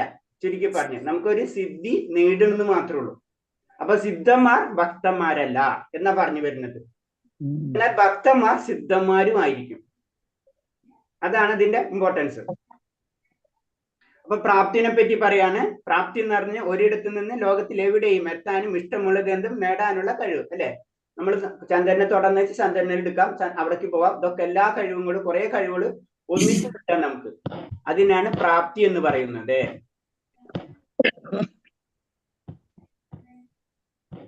പിന്നെ ഈശ്വത. ഈശ്വതം എന്ന് പറഞ്ഞത് പ്രകൃതി ശക്തികളുടെയും മൂലകങ്ങളൊക്കെ നിയന്ത്രിക്കാനുള്ള കഴിവ്. അപ്പൊ അതിന് പറഞ്ഞത് നമുക്കറിയാം, ആധുനിക ശാസ്ത്രത്തില് ന്യൂക്ലിയർ അല്ലെ, ന്യൂക്ലിയർ കാര്യങ്ങളൊക്കെ ചെയ്യുന്നുണ്ട് അല്ലെ. ചെറിയ ചെറിയ മൂലകങ്ങളൊക്കെ അവര് പഠിച്ച് അതിനെ കൺട്രോൾ ചെയ്യുന്നുണ്ട് അല്ലെ. അത് തന്നെയാണ് ഇതിൽ പറഞ്ഞത്. ആ ഒരു ശക്തി ആർക്ക് കിട്ടും? ഈശ്വത എന്നുള്ള യോഗം അല്ലെങ്കിൽ സിദ്ധിപ്രാപ്തി കിട്ടും. അവർക്ക് വേണമെങ്കിൽ ആയ ലെവലില് ഒരു ഗ്രഹത്തെ തന്നെ, ഈശ്വത എന്നുള്ള യോഗശക്തിയില് ആ വ്യക്തികൾക്ക് ഒരു ഗ്രഹത്തെ തന്നെ നിർമ്മിക്കാനും നശിപ്പിക്കാനും കഴിയും. ഒരു ഗ്രഹത്തെ തന്നെ നിർമ്മിക്കാനുള്ള ശക്തി ആർക്കുണ്ട്? ഈശ്വത എന്ന സിദ്ധി കിട്ടിയവർക്കുണ്ടെന്നാ പറയുന്നത്. എല്ലാ മൂലകങ്ങളെയും നിയന്ത്രിക്കാനുള്ള കഴിവ് ആർക്കുണ്ടാവും? ഈശ്വത എന്ന സിദ്ധി കിട്ടിയവർക്കുണ്ടാവും എന്ന് പറയുന്നത്. പിന്നെ അടുത്ത ശക്തിയാണ്, അടുത്ത സിദ്ധിയാണ് വശ്യത. വശ്യത എന്ന് പറഞ്ഞാൽ മറ്റുള്ളവരെയും അവര് മനസ്സിനെയും നിയന്ത്രിക്കാനുള്ള കഴിവ് അല്ലെ. അതായത് ചുരുക്കി പറഞ്ഞു കഴിഞ്ഞാല് തന്റെ ചൊൽപ്പടിയെ മറ്റുള്ളവരെ നിർത്താനുള്ള കഴിവ് ആർക്ക് കിട്ടും? വശ്യതം എന്ന സിദ്ധി കിട്ടിയവർക്ക് കിട്ടും എന്നാ പറയുന്നത്. അവരെന്ത് പറയണം, അവരെന്ത് ചിന്തിക്കണം, അതിനനുസരിച്ച് മറ്റുള്ളവർ പ്രവർത്തിക്കും. അതാണ് വശ്യതം എന്ന് പറഞ്ഞ സിദ്ധി.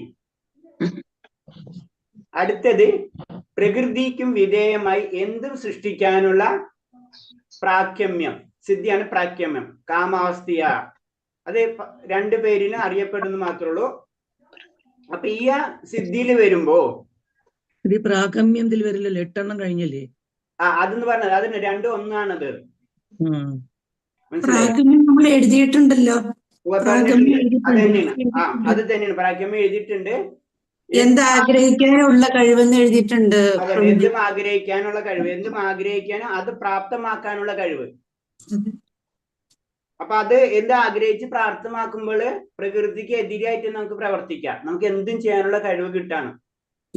പ്രകൃതിയുടെ മുകളില് എന്ത് നമുക്ക് ചെയ്യാനുള്ള കഴിവ് എന്ത് കിട്ടും? പ്രാക്യമം എന്ന അവസ്ഥയെ കിട്ടും. അപ്പൊ ഇത്തരം എന്നുള്ള ഈ 8 സിദ്ധികളില് എന്ത് സിദ്ധിയായാലും അതെന്താണ്? താൽക്കാലികമായ സുഖവും ആനന്ദവും ഒക്കെ നേടാൻ കഴിയും. അതിന് സംശയമൊന്നുമില്ല അല്ലെ. ഇത്തരം സിദ്ധി കൊണ്ട് നമുക്ക് അത് അപ്പൊ ഇതേപോലെ തന്നെ ഭൗതികാവസ്ഥയിൽ എത്താണ്. ഭൗതികാവസ്ഥയിൽ നമ്മൾ താൽക്കാലികമായിട്ടുള്ള സുഖങ്ങളൊക്കെ നമുക്ക് കിട്ടുന്നുണ്ട്.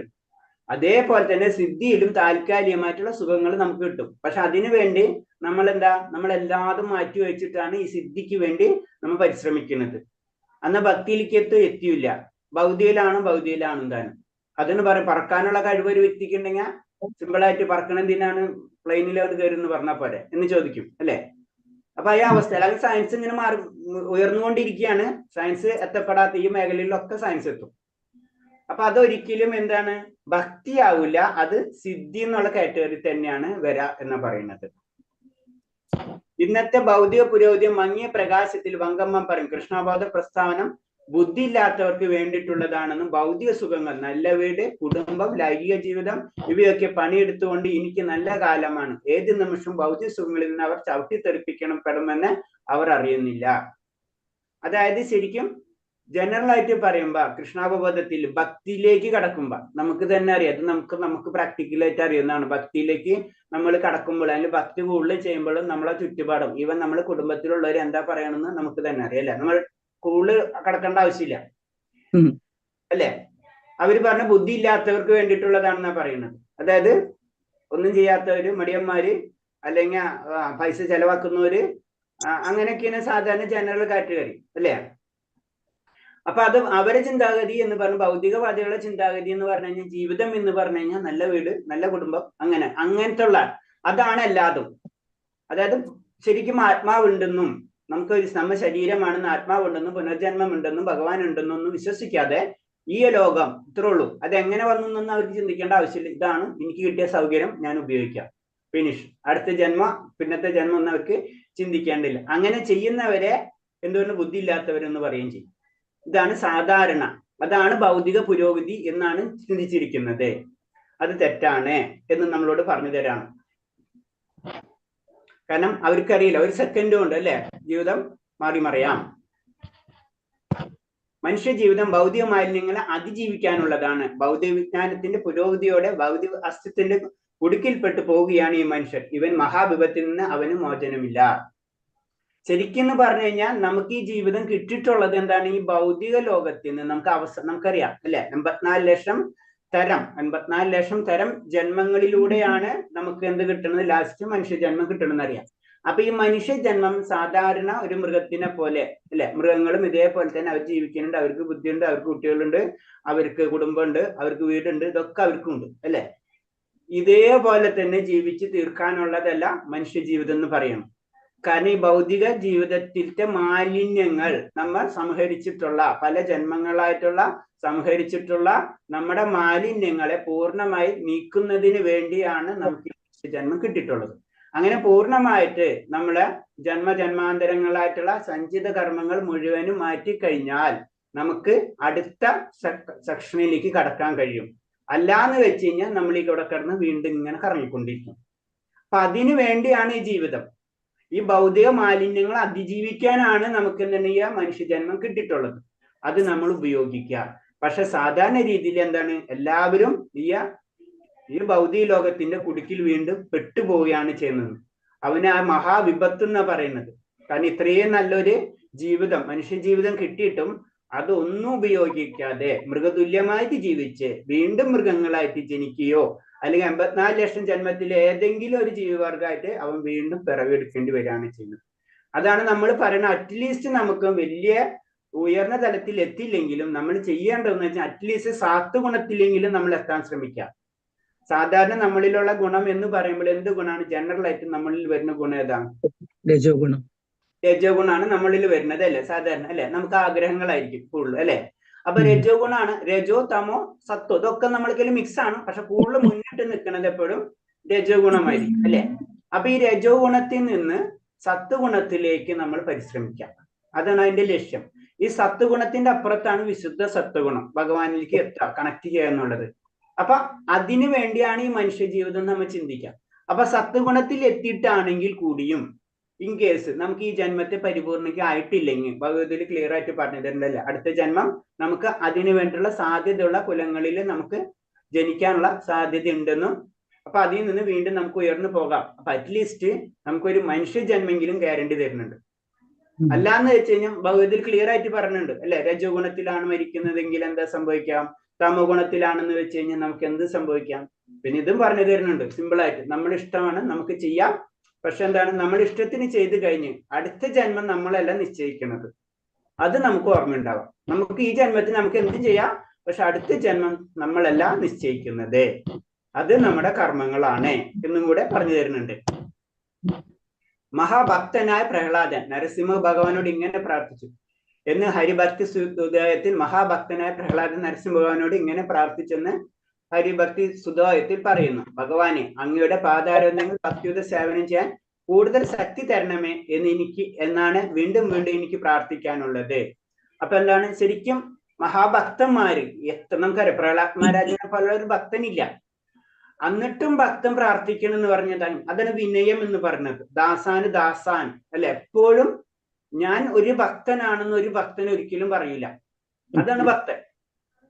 അതാണ് പറഞ്ഞത്, ഞാൻ അങ്ങയുടെ ഇത്രയും മഹാഭക്തനാണ്, എന്നിട്ടും പറയണ എന്താണ്, അങ്ങയുടെ പാദാരവിന്ദങ്ങളിൽ ഭക്തിയുത സേവനം ചെയ്യാൻ, പാദങ്ങളിലാണ് അല്ലെ, ഭഗവാൻ സേവനം ചെയ്യണം, ഭഗവാന്റെ പാദങ്ങളിൽ സേവനം ചെയ്യാൻ എനിക്ക് സാധ്യത തരുന്നത്. അതാണ് ഒരു ഭക്തൻ എന്ന് പറയുന്നത്. അങ്ങനെ പ്രാർത്ഥിക്കുകയാണ് ചെയ്യുന്നത്. എന്റെ കൃഷ്ണബോധം കൂടുതൽ ശക്തവും സ്ഥിരവുമാക്കണം. കാരണം കൃഷ്ണബോധം ഭക്തിയുത സേവനം കൊണ്ട് ലഭിക്കുന്ന ആനന്ദം അതുല്യമാണ്.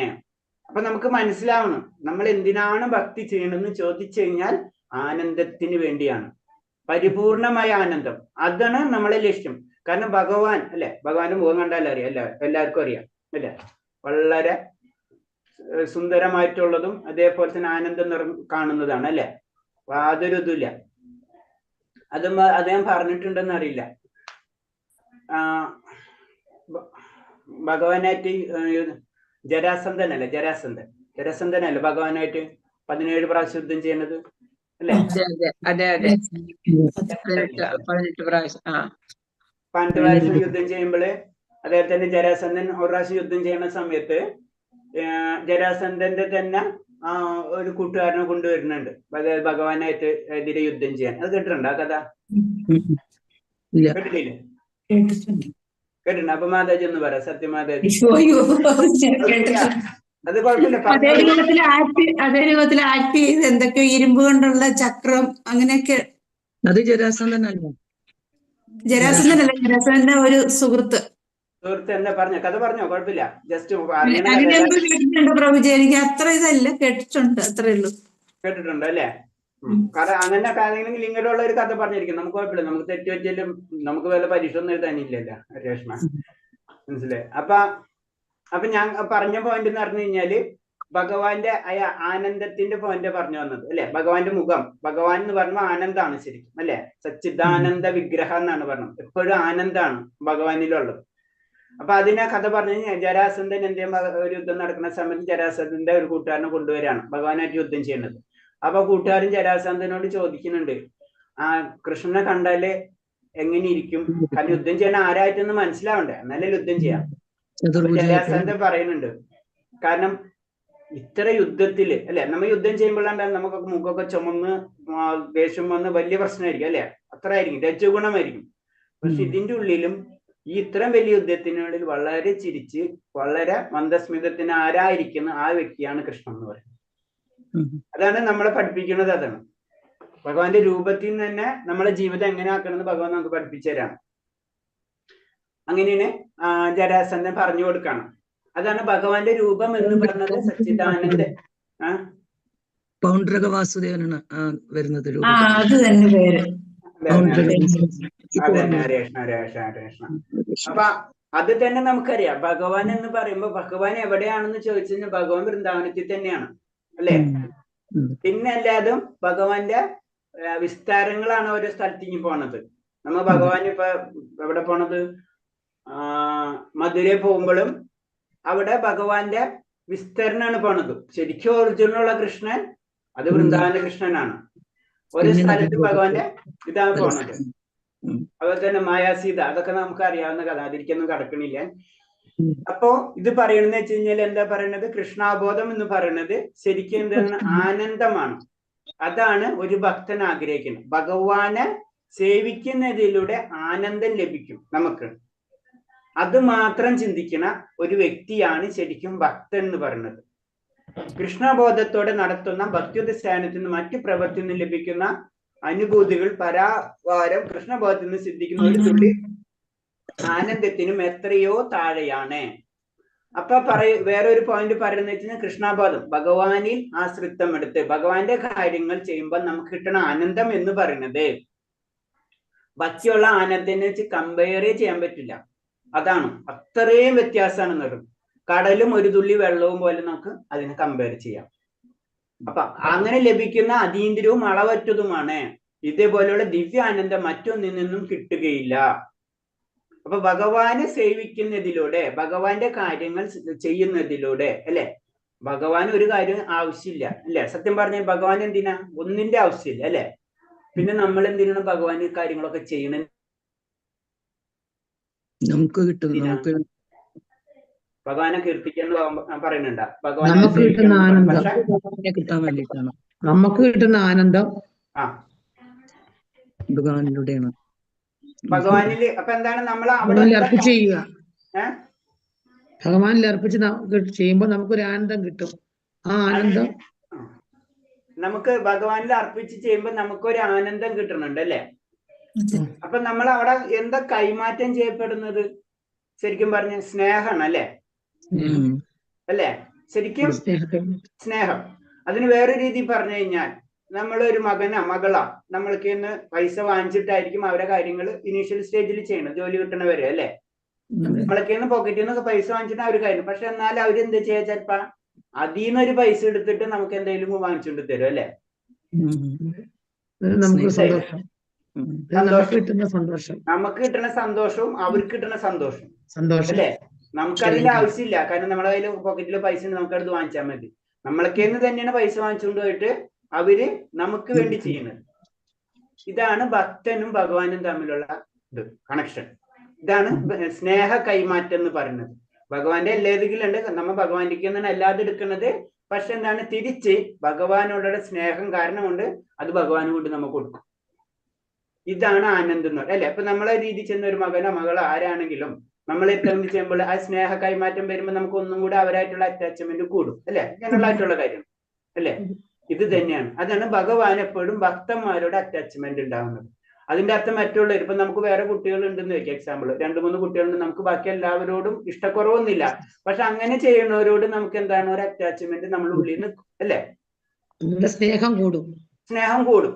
അതെന്ന് വെച്ചാൽ മറ്റുള്ളവരുടെ സ്നേഹം കുറയുന്നല്ല അല്ലെ? എന്നാലും ഒരു സ്നേഹം കൂടും, ഒരു താല്പര്യം വരും.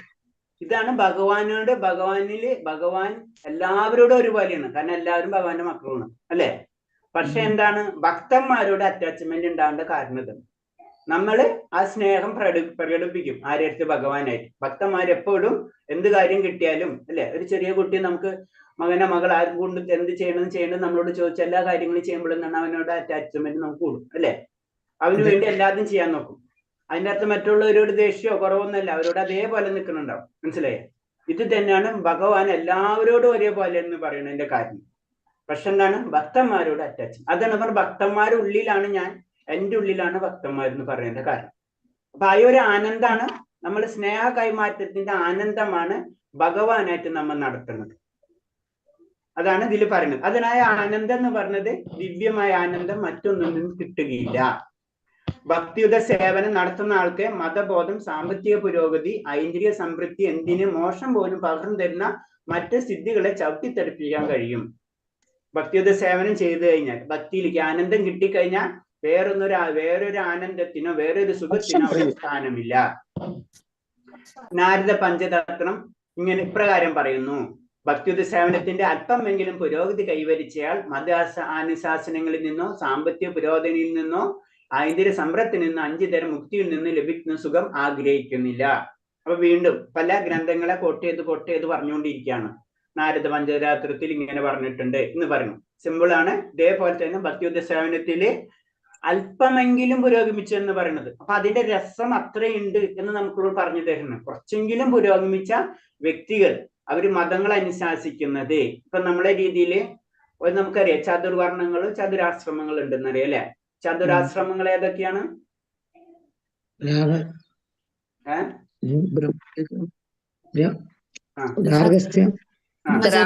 ബ്രഹ്മചര്യം,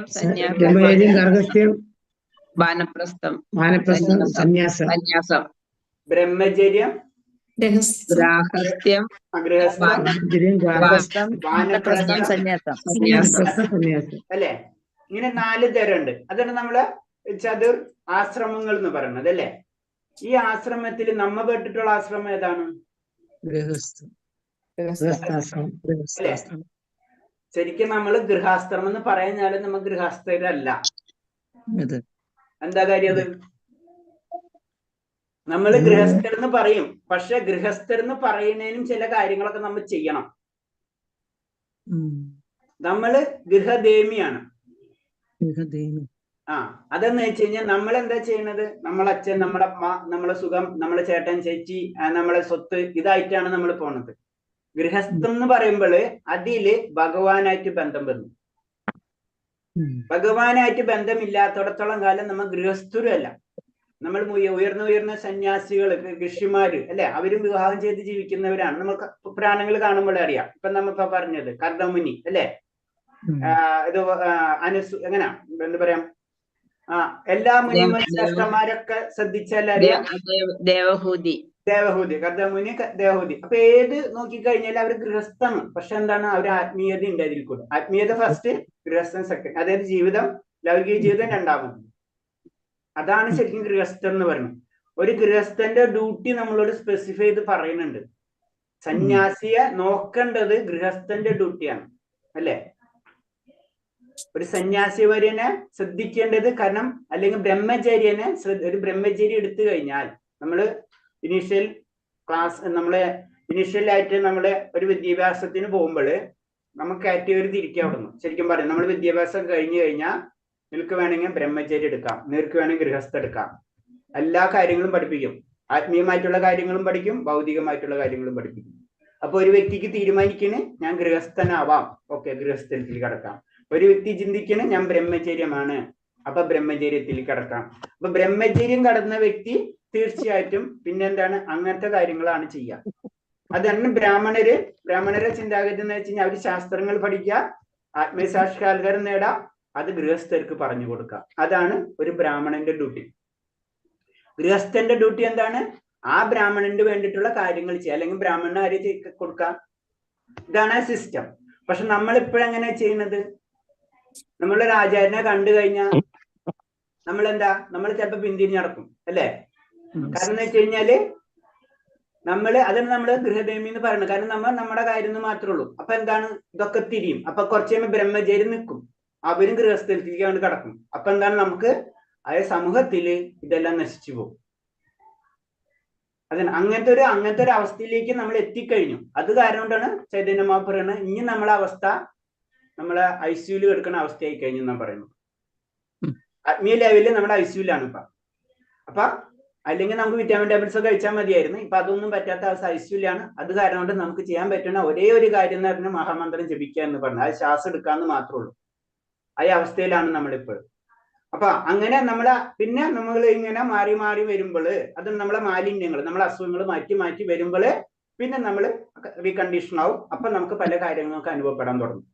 അപ്പൊ ഭക്തിയുദ്ധ സേവനത്തിൽ അല്പമെങ്കിലും പുരോഗമിച്ച വ്യക്തികൾക്ക് മതശാസനകളിൽ നിന്നോ സാമ്പത്തിക പുരോഗതിയിൽ നിന്നോ ഐന്ദ്രിയ സമ്പർത്തനത്തിൽ നിന്നോ 5 തരം മുക്തിയൊന്നും ഈ വ്യക്തി ബാധിക്കില്ല. ഒരു അല്പമെങ്കിലും പുരോഗമിക്കാം. ചൈതന്യ ചരിതാമൃതത്തിൽ നമുക്കറിയാം മൂന്ന് സെക്ഷൻ ഉണ്ട്. നമ്മള് ലെവൽ പറയുമ്പോ അതിൽ ആദ്യത്തെ നമ്മൾ ഭഗവത പഠിക്കും, അത് കഴിഞ്ഞിട്ട് അടുത്തത് ഭാഗവതം, പിന്നെ ചൈതന്യ ചരിതാമൃതം. അങ്ങനെ അപ്പൊ ചൈതന്യ ചരിതാമൃതം ചൈതന്യ മഹാപ്രഭുവിന്റെ ലീലകള്, ഭാഗവതം എന്ന് പറയുന്നത് ഭഗവാന്റെ ലീലകള്. അപ്പൊ ചൈതന്യ ചരിതാമൃതത്തിൽ പറയുന്നത് പരിശുദ്ധമായ ഭക്തനായ ആത്മീയ ഗുരുവിന്റെയും ഭഗവാൻ കൃഷ്ണന്റെയും കാരുണ്യം കൊണ്ട് ഒരാൾ ഭക്തിയുദ്ധ സേവനത്തിന്റെ വിധാനത്തിലെത്താൻ കഴിയും, മറ്റു വഴിയിലൂടെ സാധ്യമല്ല.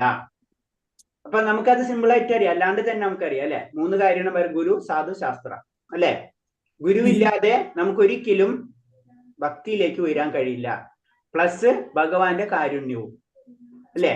ഭഗവാന്റെ കാരുണ്യവും ഗുരുവിന്റെ ആശ്രിതവും ഇല്ലാതെ ഒരിക്കലും നമുക്ക് പറയാൻ കഴിയില്ല. അത് ഭഗവതിയെ തന്നെ ക്ലിയർ കട്ട്, അല്ലെ? തത്വതി പ്രണിപാതേന പരിപ്രശ്നായ സേവ ഉപദേശാന്തി ഞാൻ അതെന്താ പറയണെന്ന് വെച്ച് കഴിഞ്ഞാല് ക്ലിയർ ആയിട്ട് ഭഗവാൻ തന്നെ പറഞ്ഞു. ഭഗവാൻ തന്നെ ഗുരുവിനെ സ്വീകരിച്ചിട്ടുണ്ട്, അല്ലെ? ഭഗവാന് എന്തിന്റെ ആവശ്യമുണ്ടാ? പക്ഷെ ഭഗവാൻ തന്നെ ഗുരുവിനെ സ്വീകരിച്ചിട്ടുണ്ട്. ആ കഥകളൊക്കെ നമുക്കറിയാം. അപ്പൊ ഗുരുവിന് അത്രയും ഇമ്പോർട്ടൻസ് ഉണ്ട്. ഗുരുവില്ലാതെ ഒരിക്കലും നമുക്ക് ആത്മീയമായിട്ടുള്ള ആ അറിവ് കിട്ടില്ല. ആ ഗുരുവിന് അറിയാം ഏത് വഴി കൂടിയാണ് നമ്മളെ കൊണ്ടുപോകേണ്ടതെന്ന്. അല്ലെങ്കിൽ നമ്മൾ ഇരുട്ടിന്റെ ഉള്ളിൽ കിടന്ന് ഒരു വഴി തെറ്റിയ സ്ഥലത്തിന്റെ ഉള്ളിൽ കിടന്ന് ഇങ്ങനെ കറങ്ങിക്കൊണ്ടിരിക്കും. അപ്പൊ ഭഗവാന്റെ ഗുരു സന്ദീപനി മഹർഷി 64 ദിവസം വിദ്യാഭ്യാസം ഭഗവാൻ ചെയ്തത്. അതെ സന്ദീപനി മഹർഷി. അപ്പൊ അതിന് പറഞ്ഞു എല്ലാവർക്കും ഭഗവാൻ കാണിച്ചു തരാം എല്ലാ കാര്യങ്ങളും. ശരിക്കും ഭഗവാൻ നമ്മളോട് ഇതാണ് ജീവിതം നമുക്ക് ഇൻഡയറക്റ്റ് ആയിട്ട് നമുക്ക് കാണിച്ചു തരാ ചെയ്യുന്നത്. അതിന്റെ അപ്പുറത്തേക്കാണ് നമ്മൾ കടക്കേണ്ടത്. അപ്പൊ ചൈതന്യ ചരിതാമൃതത്തിലും പറയുന്നത് അതാണ്, ഒരു ആത്മീയ ഗുരുവിന്റെയും ഭഗവാൻ കൃഷ്ണന്റെയും കാരുണ്യം വളരെ ആവശ്യമാണ് നമുക്ക് ഭക്തിയിലേക്ക് വരണമെങ്കിൽ. അതാണ് നമ്മൾ ജനറൽ ആയിട്ട് പറയുമ്പോ ഭഗവാന്റെ കാരുണ്യം ഉണ്ടെങ്കിൽ നമുക്ക് പല കാര്യങ്ങളും നമുക്ക് പെട്ടെന്ന് കിട്ടും.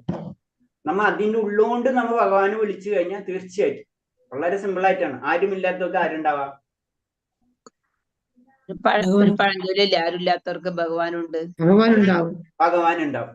അപ്പൊ ഭഗവാനെ കിട്ടണമെങ്കിൽ നമുക്ക് എന്ത് വേണം? ഗുരു വേണം. അല്ല, നമ്മൾ ആരുമില്ലാത്തവർക്ക് ഭഗവാൻ ഉണ്ടാവും. ഭക്തി വേണം. ഭഗവാനെ കിട്ടണമെങ്കിൽ എന്ത് വേണപ്പാ? ആരുമില്ലാത്തവരിലേക്ക് നമ്മൾ എത്തണം. മനസ്സിലായോ ഹരേഷ്ണ? മനസ്സിലായി പ്രഭു. മനസ്സിലായോ? നമുക്കത് പറ്റുമോ പെട്ടെന്ന്? ഇല്ല. മനസ്സിലായോ? അപ്പൊ ഭഗവാനൊക്കെ കിട്ടുമോ പെട്ടെന്ന്? കിട്ടില്ല. അതിന് നമ്മള് പതുക്കെ നമ്മ പ്രോസസ്സിങ്ങിലേക്ക് ഭഗവാനെ മാത്രം ആശ്രയത്തിന്റെ ഒരു അവസ്ഥയിലേക്ക് എത്തുമ്പോ ഭഗവാൻ എത്തും. നമുക്ക് ദ്രൗപദിയുടെ വസ്ത്രാക്ഷേപം മാത്രം ഓർമ്മിച്ചാൽ മതി. അതിന് നമ്മളിപ്പോ ഹരേ കൃഷ്ണ 2 കൈ, അല്ലെ? ശരണം, ഒന്നുമില്ല. ആ അവസ്ഥയിലേക്ക് നമ്മൾ എത്തണം. ഹരേ കൃഷ്ണ. നമുക്ക് എപ്പോഴെങ്കിലും ഒക്കെ എത്തുന്ന വിചാരിക്കും. എല്ലാവരും ഒന്നിച്ച് കാണാൻ നമുക്ക്. ഹരേ കൃഷ്ണ. അതും കേട്ടിട്ടില്ലേ? അതറിയാ? അതായത് അതായത് ഇത് ഭക്തന്മാര് ഒന്നിച്ച സഞ്ചരിക്കാം. അറിഞ്ഞിട്ടുണ്ടോ? കേട്ടിട്ടുണ്ടോ? അത് കേട്ടിട്ടുണ്ടോ? പറയൂ അപ്പൊ ഓർമ്മ വരും. പറയൂ. അതല്ല, വേറെ ഒന്നുമില്ല. ജനറൽ ആയിട്ട് പറയുന്ന വെച്ച് കഴിഞ്ഞാൽ നമ്മള് അച്ഛൻ്റെ അമ്മയുടെ അടുത്ത് ജനിക്കാൻ കാരണം എന്താണ്? നമ്മളെ അച്ഛനമ്മ ഉണ്ടല്ലോ, നമ്മളെ കർമ്മബലം അല്ല അത് അല്ലേ? നമ്മളെ ബന്ധുക്കാരെ കിട്ടണത് നമ്മളെ കർമ്മബലം അല്ല അല്ലേ? നമ്മളെ കുലം കിട്ടുന്നത് നമ്മളെ കർമ്മബലം അല്ലേ അല്ലേ? ചിലര് അങ്ങനത്തെ ഉള്ള കുടുംബങ്ങളിലായിരിക്കും ജനിക്കുക അല്ലെ? നമുക്ക് വേണമെങ്കിൽ എവിടെയാ ആഫ്രിക്കയിലെ വനാന്തരങ്ങളിലുള്ള ഏതെങ്കിലും അവിടെങ്കിലും ജനിക്കാം അല്ലെ? ഒരു സെക്കൻഡിന്റെ വ്യത്യാസമുള്ളൂ നമ്മളെ ഇവിടെ ജനിക്കാൻ കാരണം അല്ലെ? അപ്പൊ അതിൽ നിന്ന് മനസ്സിലാക്കുന്ന വെച്ചാൽ നമ്മളെ കർമ്മബലങ്ങൾ അനുസരിച്ച് നമ്മൾ ഏത് കുലങ്ങളായിട്ട് ബന്ധപ്പെടും അല്ലേ? അപ്പൊ അതിന്റെ അർത്ഥം എന്ന് പറഞ്ഞു കഴിഞ്ഞാൽ നമുക്ക് കിട്ടുന്ന ബന്ധങ്ങളെല്ലാതും എന്താണ്? നമ്മുടെ കർമ്മബലങ്ങളായിരിക്കും അല്ലെ? അപ്പൊ ഭക്തന്മാരെ സംബന്ധിച്ച് ഭക്തന്മാരെ ലെവലിലേക്ക് അങ്ങനത്തെ ഉള്ള ബന്ധങ്ങൾ നമുക്ക് കിട്ടും. മനസ്സിലായ? അപ്പൊ നമ്മൾ എന്താണ് ആയ ഗ്രൂപ്പിൽ തന്നെ നമുക്ക് കുറച്ചും കൂടെ ഇത് ചെയ്യുമ്പോൾ നമ്മൾ ആ ഗ്രൂപ്പിൽ തന്നെ നമ്മൾ നിൽക്കും. അതാണ് പറഞ്ഞത്, അതൊരു ഗ്രൂപ്പ് തന്നെ ആയിട്ടാണ് പോവാം. ഇപ്പൊ എക്സാമ്പിൾ സിമ്പിൾ ആയിട്ട് പറഞ്ഞാൽ നമ്മ ക്ലാസ് എല്ലാവരും ക്ലാസ് കേൾക്കണമെന്നില്ലല്ലോ അല്ലെ? നമ്മളെല്ലാവരും ജനറൽ ആയിട്ട് പറയുമ്പോൾ ഏകദേശം നമ്മളെല്ലാവരും മനസ്ഥിതി ഒരേ ലെവലിലാകുമ്പോഴാണ് നമ്മൾ ഒന്നിച്ചു കൂടാ അല്ലെ? അതിന് വേറെ പെട്ടെന്ന് മനസ്സിലാവുന്ന വേറെ എക്സാമ്പിൾ പറഞ്ഞു കഴിഞ്ഞാൽ നമ്മൊരു ബസ്സിൽ യാത്ര ചെയ്യണം. സിമ്പിൾ ആയിട്ട് നമ്മളെ എടുത്തൊരു സീറ്റ് കാലിയായിട്ട് ഇരിക്കുന്നേക്കാം. ഒരു വ്യക്തി വരണം. ആ വ്യക്തിനെ നമ്മൾ കണ്ടിട്ടുണ്ടാവില്ല, ജീവിതത്തിൽ ആദ്യമായിട്ട് കാണുന്നത്. ചിലപ്പോ ആ വ്യക്തിനെ നമ്മൾ അവിടെ പിടിച്ചിരുത്തും. ഇവിടെ ഇരിക്കും എന്ന് പറഞ്ഞിട്ട് അവിടെ പിടിച്ചിരുത്തും. ചില വ്യക്തികൾ വന്നിരിക്കാം, അയാൾ ഒരു ബന്ധം ഉണ്ടാവില്ല, പക്ഷെ അയാളെ നമ്മളെ അവിടെ ഇരുത്തൂല. നിങ്ങൾക്ക് അനുഭവം ഉണ്ടായിട്ടുണ്ടത് അല്ലേ? അങ്ങനെ അതെന്താ കാരണം? നമുക്ക് തന്നെ അറിയില്ല. നമ്മൾ പല വ്യക്തികളെയും കാണുമ്പോ ചില വ്യക്തികളോട് പെട്ടെന്ന് അറ്റാച്ച്ഡ് ആവും. ഒരു ജീവിതത്തിൽ കണ്ടിട്ടുണ്ടാവില്ല അവരെ അല്ലേ? സംഭവിച്ചിട്ടുണ്ടാവില്ലേ പലരും? നമ്മുടെ ക്ലാസ് തന്നെ അതിനൊരു ഉദാഹരണല്ലേ പ്രഭുജി? നമ്മുടെ ക്ലാസ് തന്നെ അതിനൊരു ഉദാഹരണല്ലേ പ്രഭുജി? ഞാൻ പറഞ്ഞത് ഭക്തന്മാര് ഒരു ഗ്രൂപ്പായിട്ട് പോകുന്നു പറഞ്ഞതിന്റെ കാര്യം മനസ്സിലായില്ല നമ്മള്? ഹരേ കൃഷ്ണ. അതാണ് പറഞ്ഞത്. അപ്പൊ ഇതിനൊക്കെ ബന്ധങ്ങളുണ്ട്. ഇപ്പൊ നമ്മളിപ്പോ ഒരു ആക്സിഡന്റ് ആയി കുറെ പേര് ഒന്നിച്ച് ചെന്ന് മരിക്കണം അല്ലേ? അപ്പൊ അതിനെന്താ കാരണം? മക്കൾ ഒന്നിച്ച് അവിടെ നിന്ന് യാത്രയാവണം. അപ്പൊ അതിന് പല കാരണങ്ങളും ഉണ്ട്. ഹരേ കൃഷ്ണ. അപ്പൊ നമ്മള് ഹരേ കൃഷ്ണ ഭക്തിയുദ്ധ സേവനത്തിന്റെ അപൂർവതയെ കുറിച്ച് തന്ത്രശാസ്ത്രത്തിൽ മഹാദേവൻ സതീദേവിയോട് പറയുന്നുണ്ട്. വിജ്ഞാനത്തിന്റെ വിവിധ പ്രക്രിയകളെ അപഗ്രഥിക്കുന്ന ദാർശനികൾക്ക് ഭൗതികമായി നൂലാമാലകൾ ഉരാക്കുടുക്കിൽ നിന്ന് മോചനം നേടാൻ കഴിയും. അപ്പൊ എന്താ പറയണത്? അത് സതീദേവിയോട് പറയണം. തന്ത്രശാസ്ത്രത്തില് മഹാദേവൻ പറയാണ്. കാരണം എന്താണ്? വിജ്ഞാനത്തിന് വിവിധ പ്രക്രിയ അപഗ്രഹിക്കുന്ന ദാർശനികൾക്ക് ഭൗതികമായിട്ടുള്ള അപ്പൊ എന്താണ് അറിവ്? ഭഗവാനെ പറ്റി അറിയുമ്പോൾ ശരിക്കായിട്ടും ഈ ഭൗതികത എന്ന് പറഞ്ഞ നൂലാമാലകളാണ് അല്ലെ? ഒന്നൊന്നിനോട് ബന്ധപ്പെട്ട് ഇങ്ങനെ മുറുകിക്കൊണ്ടിരിക്കുകയാണ്. നമ്മൾ അതിൽ മുറുക്കി കെട്ടിട്ടിരിക്കുകയാണ്. അതിൽ നിന്ന് എങ്ങനെ ഊരാം എന്ന് ആർക്കും അറിയാൻ പറ്റും? വിജ്ഞാനം അറിവുള്ള വ്യക്തികൾക്ക് മനസ്സിലാകുന്ന ആര് പറഞ്ഞു കൊടുക്കാണ്? മഹാദേവൻ സതീദേവിയോട് പറഞ്ഞു കൊടുക്കുന്നു. വേദപ്രക്തമായ തപാനുഷ്ഠാനങ്ങളിലൂടെ ധർമാചാരണങ്ങളുടെ വിധാനത്തിലേക്ക് ഉയരാൻ കഴിയും. നമ്മളെ അനുഷ്ഠാനങ്ങൾ ചെയ്യണമെന്നതിന്റെ കാരണം അതാണ്. നമ്മൾ സാധനകൾ ചെയ്യണം എന്നൊക്കെ പറഞ്ഞതിന്റെ കാര്യമാണ്. എന്നാലേ നമുക്ക് അടുത്ത ലെവലിലേക്ക് ഉയരാൻ കഴിയുള്ളൂ. പക്ഷെ അവയൊന്നും ഭക്തിയുദ്ധ സേവനത്തിന്റെ അവസരം തരുന്നില്ല. ഈ വഴിക്ക് എത്ര ജന്മങ്ങൾ തപസ് ചെയ്താൽ അത് ലഭ്യമാകില്ല. കാരണം അതാണ്, നമ്മൾ സിദ്ധിയൊക്കെ കിട്ടും, നമുക്ക് മുക്തിയൊക്കെ കിട്ടും, മുക്തി വരെ നമുക്കൊക്കെ എത്താം, അതിനൊരു സംശയമില്ല. പക്ഷെ എന്താണ്, അൾട്ടിമേറ്റ് ഭഗവാനോടുള്ള ആ പ്രേമഭക്തി എപ്പോഴും വരുന്നില്ല. ഇതുകൊണ്ട് കാര്യമില്ല. അതായത് ഓപ്പറേഷൻ സക്സസ്, പേഷ്യന്റ് ഡൈഡ് എന്നുള്ള അവസ്ഥ. മനസ്സിലായ?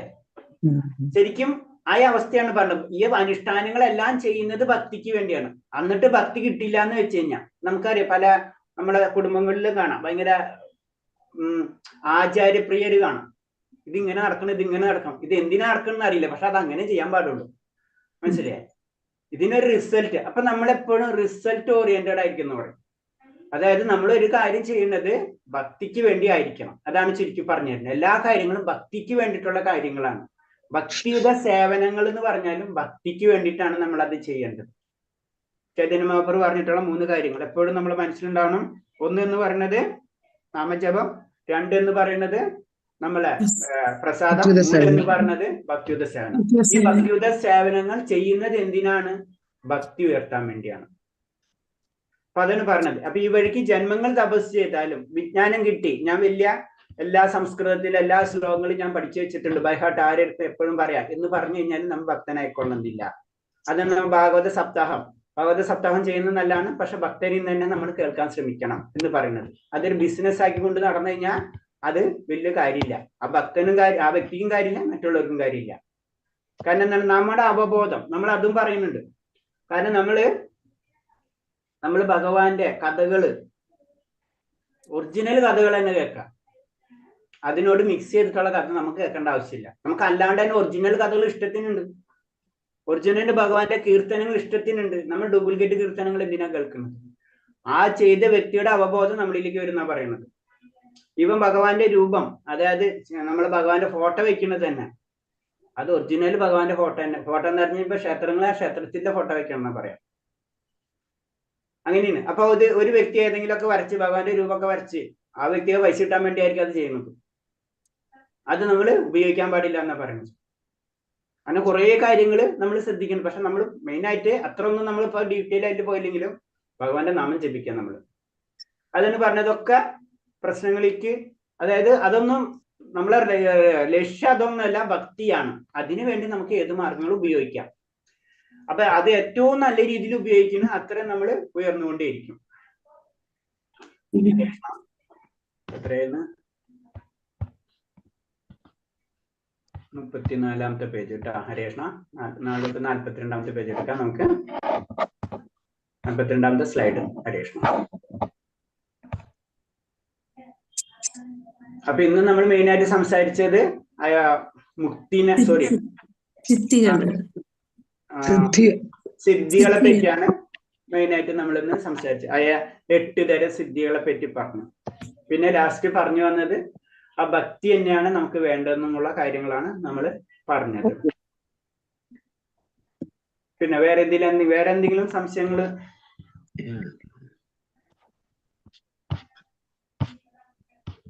ക്വസ്റ്റ്യൻ ആൻസർ നോക്കുന്നുണ്ടോ ഇന്ന്?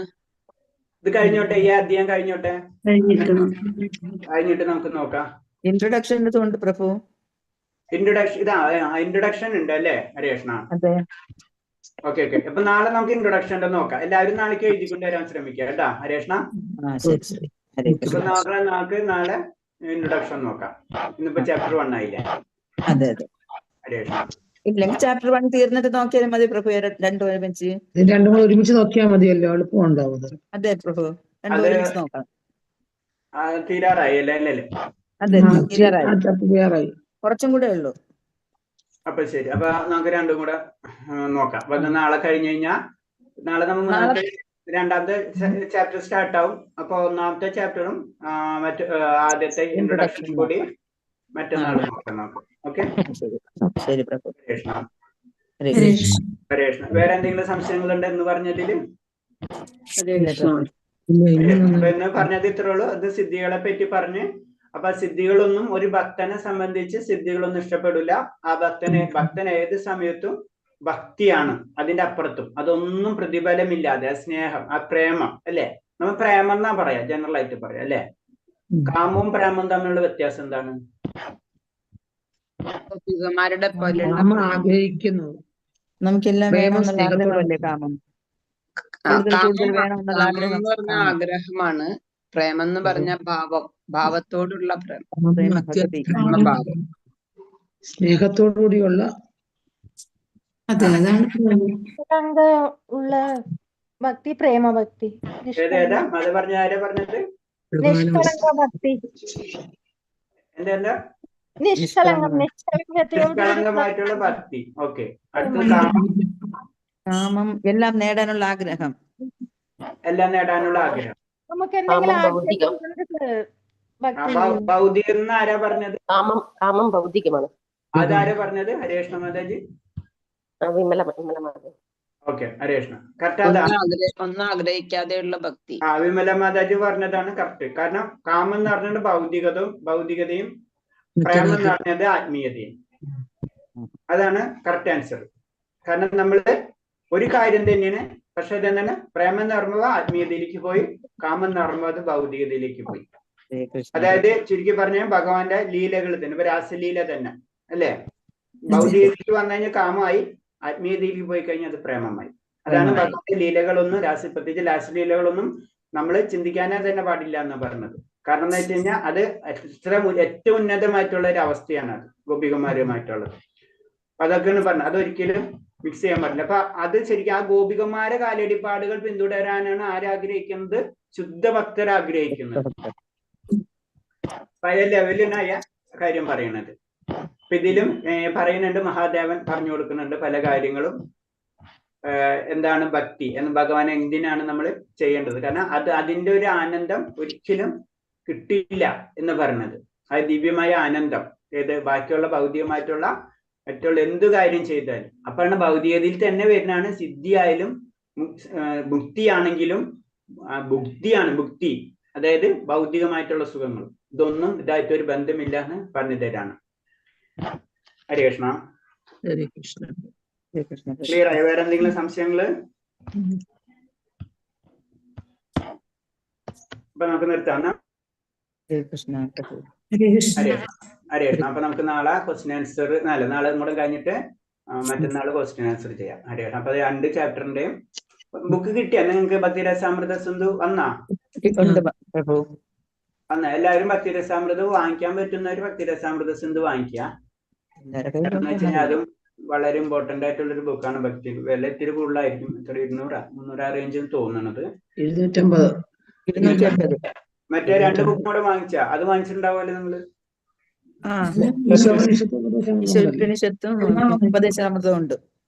ഉപദേശാമൃതം ഉണ്ട് അല്ലേ? അപ്പൊ കുഴപ്പമില്ല. അപ്പൊ ഈ ബുക്കും കൂടെ വാങ്ങിച്ചിട്ട് അതിൽ നോട്ട് ചെയ്തിരിക്കും. പിന്നെ അതിൽ എന്തെങ്കിലും സംശയം ഉണ്ടെങ്കിൽ ഡിസ്കസ് ചെയ്യാം നമുക്ക്. അപ്പൊ അതിൽ ഞാൻ എല്ലാ പോയിന്റും കവർ ചെയ്ത് പോകണമെന്നുണ്ടാവില്ല. അപ്പൊ എന്തെങ്കിലും പോയിന്റ് വിട്ടുപോയിട്ടുണ്ടെങ്കിൽ അപ്പൊ ഒരു ദിവസം മുന്നേ ജസ്റ്റ് ഒന്ന് വായിച്ചു വെച്ച് കഴിഞ്ഞാല് നമുക്കറിയിപ്പോ 1ാമത്തെ ചാപ്റ്റർ എടുക്കാം, 2ാമത്തെ ചാപ്റ്റർ ഒന്ന് വായിക്കാം ഫ്രീ ഉള്ളപ്പോ. അപ്പൊ നമുക്ക് അതിൽ ചില പോയിന്റ്സ് ഒന്ന് മാർക്ക് ചെയ്ത് വെക്കാം. എനിക്ക് അറിയാൻ പറ്റുന്നുണ്ടെങ്കിൽ ഞാൻ പറയാം, പിന്നെ അല്ലെങ്കിൽ ഞാൻ പിറ്റേ ദിവസം നോക്കിയിട്ട് പറഞ്ഞുതരാം, അല്ലെങ്കിൽ ഭക്തന്മാരോട് ചോദിക്കാം. ഹരേ കൃഷ്ണ. ശരി, അപ്പൊ നമുക്ക് നിർത്താം. വഞ്ചകൽപതരൂപ കൃപാസിന്ധ്യാവച്ച പതിനാം പാവനേഭ്യ വൈഷ്ണവേഭ്യ നമാനന്ദകോടി വൈഷ്ണവ കൃപാദിക്ക് ഗുരുദേവ്. ഹരേ കൃഷ്ണ. എല്ലാവർക്കും പ്രണാമം.